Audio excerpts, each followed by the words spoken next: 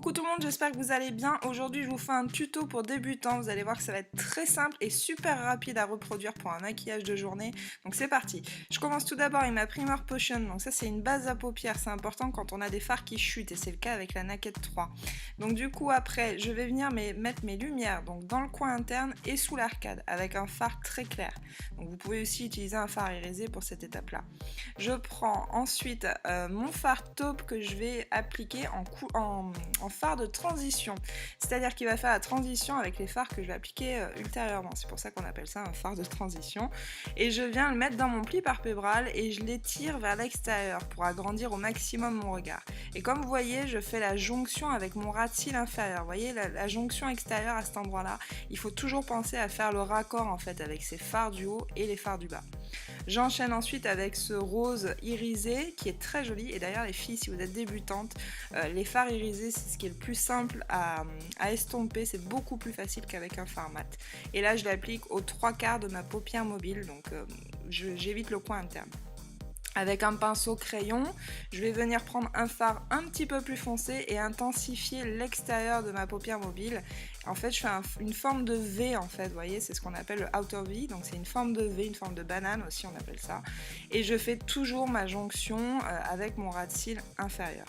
Et comme d'habitude, on n'oublie pas d'estomper. Plus vous prenez du temps à estomper vos maquillages et plus le résultat sera joli, on n'oublie pas.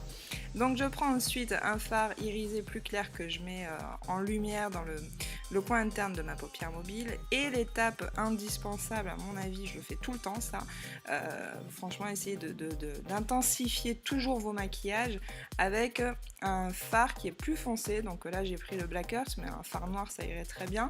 Et je l'applique vraiment en ras de cils, vous voyez, avec un pinceau biseauté. Par petits tapotements, je lisse pas en fait, je fais des petits tapotements. Et je réintensifie petit à petit, vraiment par petites touches, juste l'extérieur en fait, mon ras de cils avec l'extérieur pour donner une impression de volume un petit peu à mes cils. Et là je l'estompe un petit peu sur l'intérieur et un petit peu en étirant mon regard.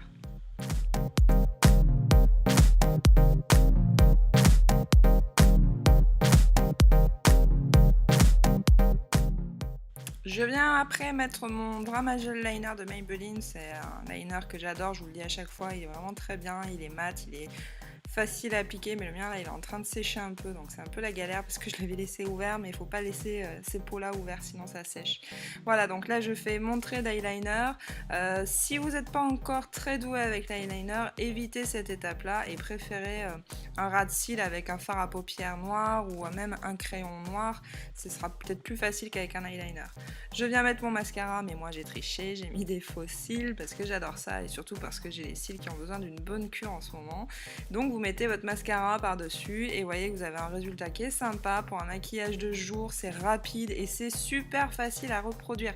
Donc j'espère que ce tuto vous a plu, n'hésitez pas à mettre un petit pouce en l'air si c'est le cas. Vous pouvez également vous abonner à ma chaîne, je vous fais des gros bisous et je vous dis à bientôt, ciao ciao.